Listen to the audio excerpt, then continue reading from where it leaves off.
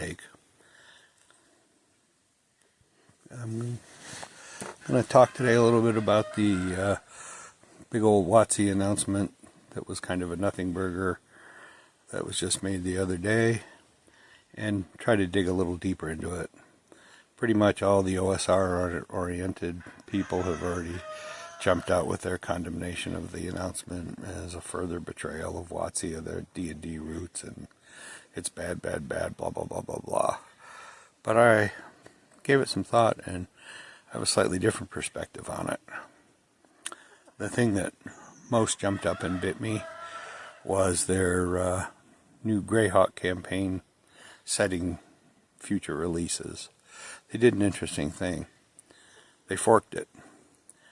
I think this reflects the fact that Hasbro has realized that the OSR is growing to the point where it's actually significantly impacting their revenue.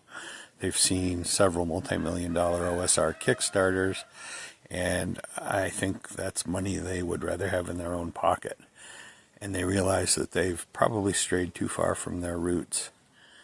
And I would expect probably two different approaches to deal with this from them. One, which is the one that looks like they're trying first, which I think is good, is they're going to develop material that appeals more to the OSR audience, and they're going to continue turning out the woke crap for their current fan base, such as it is, as well.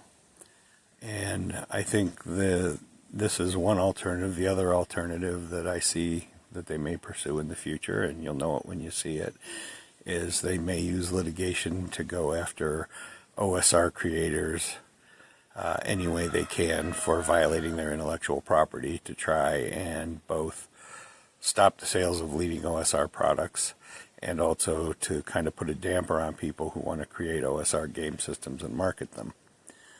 But for now, they seem to be doing the carrot instead of the stick. They dragged out Ernie Gygax, who everyone is condemning them for, oh, you know, this is just using the Gygax name, blah, blah, blah, blah, blah, and they may be right. But before I rush to judgment, and before you rush to judgment, there's one thing to remember. Ernie is one of the few remaining people with links to the roots of the hobby. I know there's kind of two groups. There's the people who've taken OSR's money, and the original people like Rob Kuntz, who put a pox on all their houses, understandably so. But there might be some material in that book that's put out by Gygax that might be worth having, if only for its incidental value as relics or markers of what was it originally in D&D before it hit the market and before it became huge. Might be interesting, or it may just be crap. Don't know. But it's something to think about. Further proof of the carrot approach is they've brought back the creators of Dragonlance.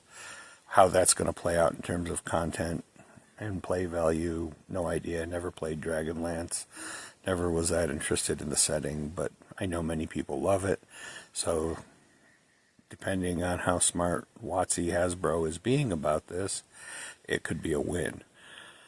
They're also, I noticed, revisiting a lot of their old setting material, showing that there's kind of either a bankruptcy of new ideas, which is what everybody seems to be saying, and that may be true, or it may be a calculated marketing move to reach an old audience, and also to bring in new people with a different style of play than their kind of woke 5e crap that everyone hates.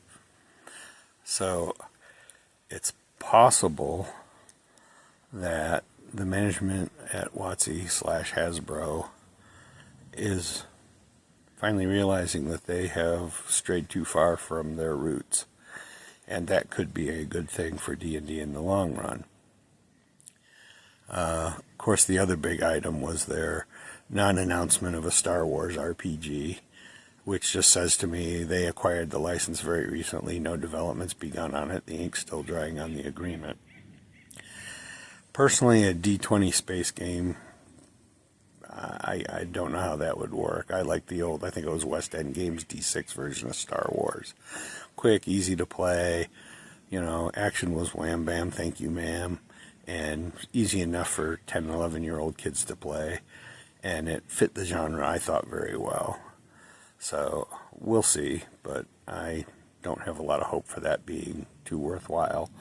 But on the plus side, and again, before everyone rushes to say, oh no, what's he doing? Star Wars, this is horrible.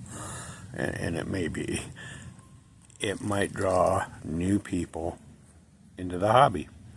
Oh, wow, Star Wars. I really loved watching The Mandalorian. You know, I'd like to play that. Well, they'll try Star Wars D20, presumably find it horrifying, and maybe, though, while they're tourists in the gaming space, as people like to say, they might see Traveler, they might see other, Mothership, other RPGs about space that are like, oh yeah, and it might hook a few people and bring them in.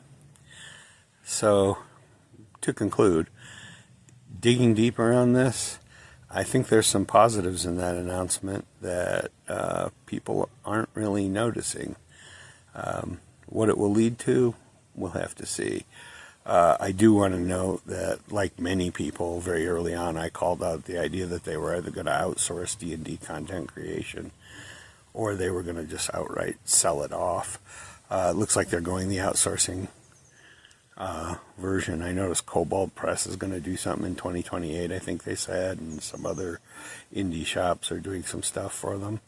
So that too could be a good thing, depending on whether they're smart enough to let creative control be in the hands of their independent creators, or whether they're going to sanitize it, homogenize it, put tattoos and gay dwarves in it, in which case it's going to sink like a stone, as it richly would deserve. Anyway, I think there's a glimmer of hope in this that could be good for the hobby long term. Given their past track record, probably not, but I'd like to be an optimist. So that's my take on their announcement. Anyway, smoking today a Cigars International compared to Partagas knockoff. That's a mighty good stick for under $2. Thanks for watching.